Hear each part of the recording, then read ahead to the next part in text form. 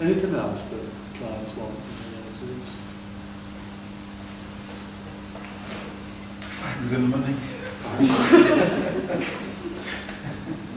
Indeed. Yeah. They want bailing out. Yeah.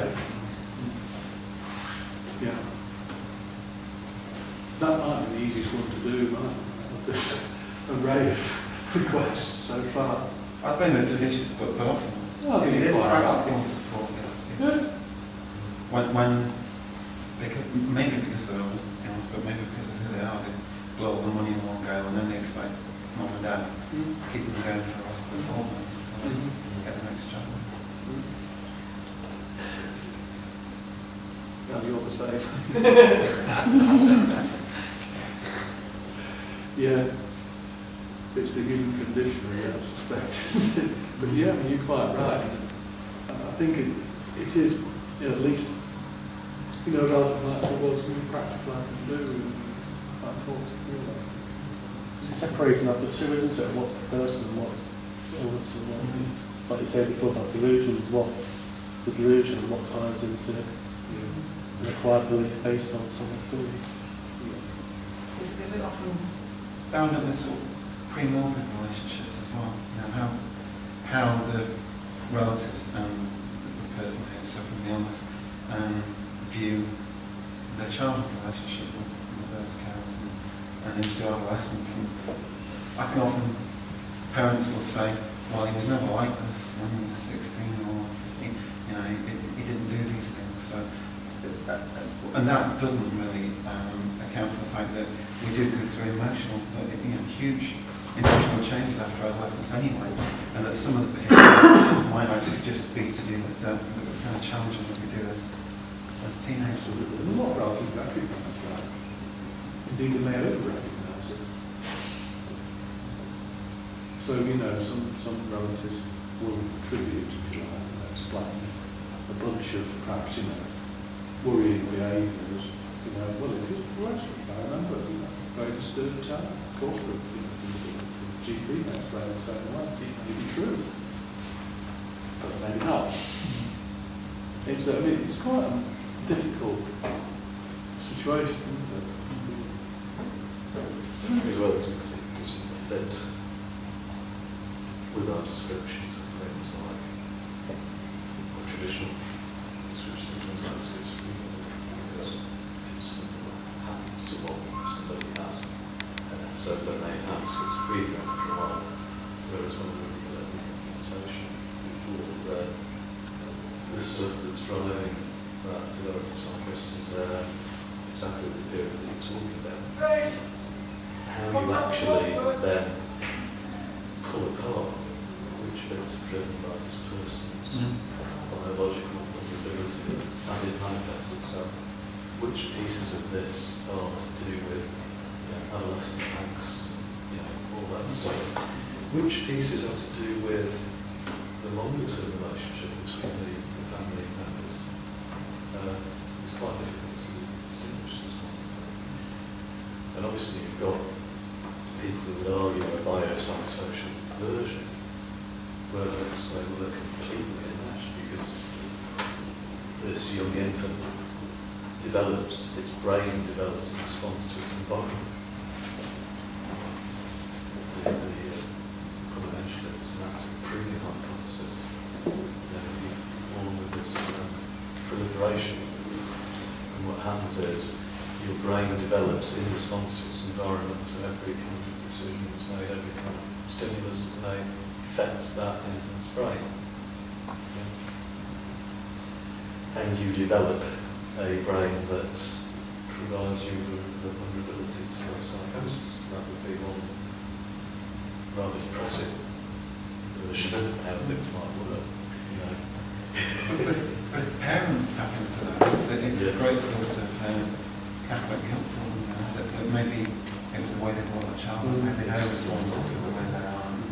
But then if you get a genetic predisposition as well, then they're genetically to blame. So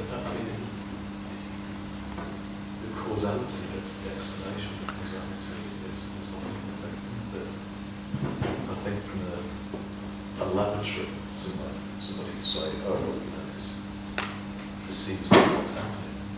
But in a family's home somewhere, that is a very difficult transition.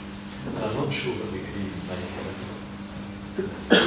Because it's far from proven. You know, the hypothesis is far from proven.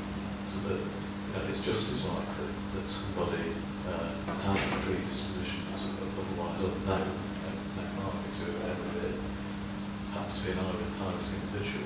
And, you know, that person becomes develops psychosis in one of our families.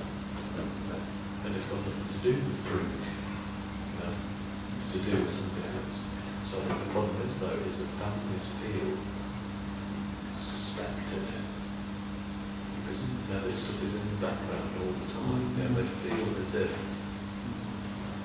anyway, isn't it? Anyway, is it something to do with me because of the kind of hypervigilance that family members naturally have for their offspring? They naturally get kind of slightly intrusive anyway.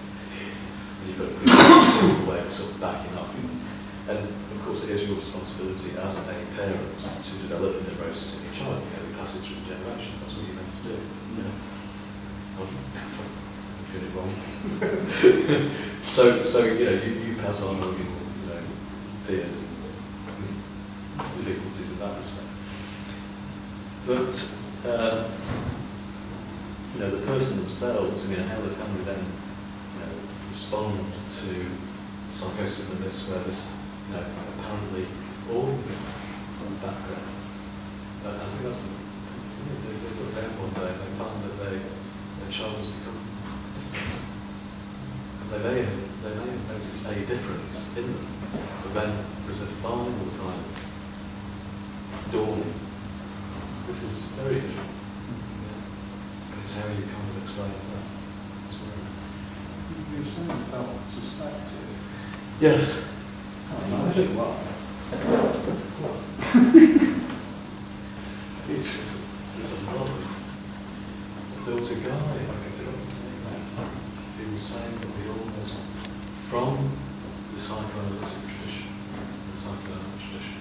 that we'd almost swung too far the other way, so that we couldn't at all get into relative blame. We couldn't even say that relatives were to blame. He was arguing the biopsychosocial hypothesis, of course, that actually the way parents interacted with their children developed or laid the foundation for them. And so I thought, well, this is somebody articulating this from the position of a research and collaborator. Aims a hypothesis. So, where do we go from there? You know, what happens if relatives take up on this idea that that's what's being considered? And is you know, what the ethics involved in that? That was my thoughts and practice. Which one thing is, you see these, you know, multidisciplinary team, I don't know if you've got any of them, but we've seen from time to time getting forward to so on. And I heard this discussion in one once where they're on about this climbing the walls, and they said, yeah, a family like that, what should we expect? So you know, just went, this family feels slightly suspected. So those kind of comments is all about families who are perceived by the services to be arrogant enough to be quite involved in their patients' care and advocacy. And Surinder and I were saying, we know parents in Sheffield who are very involved in sort of NSF carers groups, really educate themselves. And they are quite a thorn in the side of psychiatry and social services. And there is a kind of antipathy which builds it towards them. Because it's like, I'm a professional, how dare you challenge my belief about this person? But then you've got a dichotomy of two people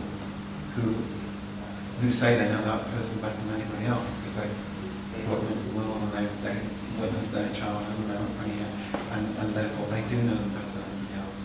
and so there's always this kind of fine line between the sort of integration between what relatives are saying and what the MDT want to do. And individual the individual coping styles, the relatives, which the NSF may be one outlet for that. We may not entirely agree always with what, relatives groups might say about the care of users. There's a lot of difficulty in understanding that. So sometimes the way the relatives cope is throw themselves into about somebody else. So I think there's a lot. I think for me also the difficulty is